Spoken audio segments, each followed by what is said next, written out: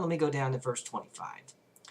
The Lord spoke to Moses, saying, You and Eleazar the priest, and the heads of the ancestral houses of the congregation, make an inventory of the booty captured, both human and animal.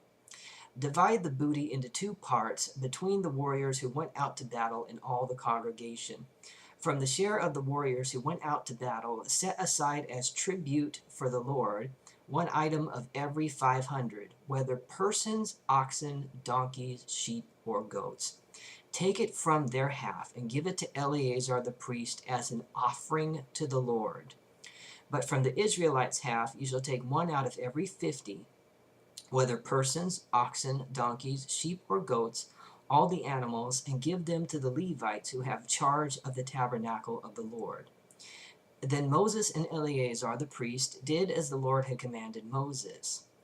The booty remaining from the spoil that the troops had taken totaled 675,000 sheep, 72,000 oxen, 61,000 donkeys, and 32,000 persons in all, women who had not known a man by sleeping with him. The half share, the portion of those who had gone out to war, was in number 337,500 sheep and goats, and the Lord's tribute of sheep and goats was 675. So they were offered. The oxen were 36,000, of which the Lord's tribute was 72, also there. The donkeys were 30,500, of which the Lord's tribute was 61.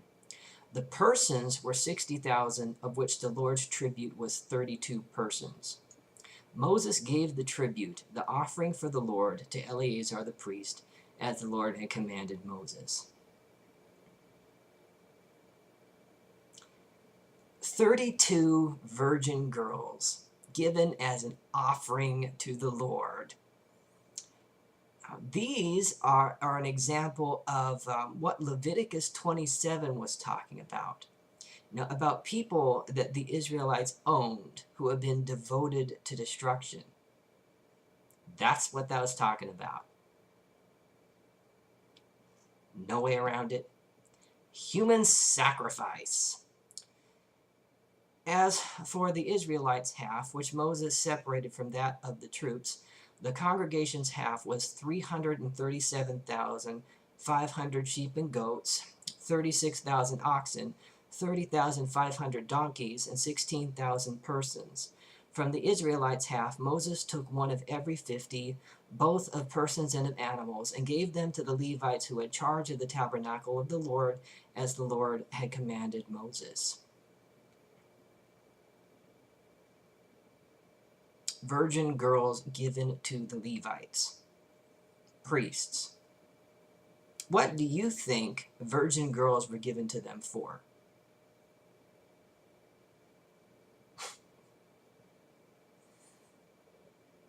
Priestly sex slaves. I think I don't need to read the rest of that chapter. If you're feeling a little uncomfortable after hearing all of that, I think that may be a normal reaction. And that normal reaction is probably called cognitive dissonance. Cognitive dissonance is an uncomfortable feeling caused by holding 2 contradictory ideas simultaneously.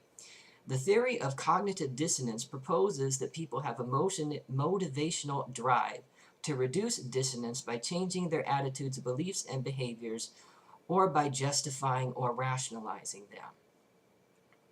Now, I can already think of a couple rationalizations for the atrocities that go on in this passage, and one of them being that the Midianites needed to be exterminated, but because it was needed in order to prevent the Israelite men from being tempted and from intermarrying with the Midianite women and corrupting themselves. That makes the Israelite men seem like they have absolutely no self-control. If we're tempted by somebody now, should we go out and kill them in order that we're not going to be tempted anymore?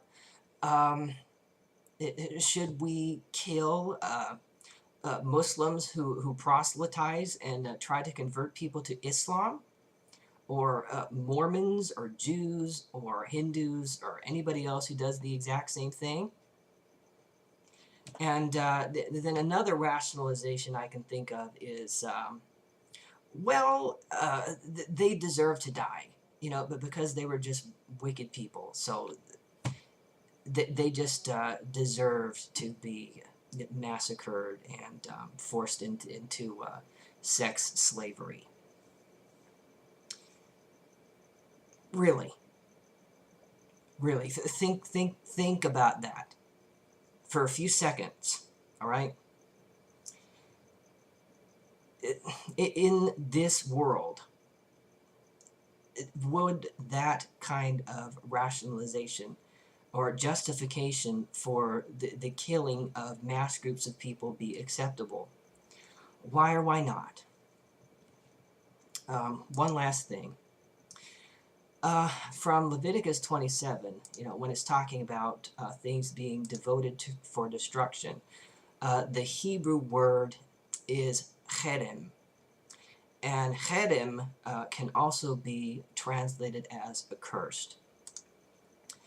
Paul writes at the end of his first epistle to Corinthians, chapter 16, verse 22, "Let anyone be accursed who has no love for the Lord. Our Lord come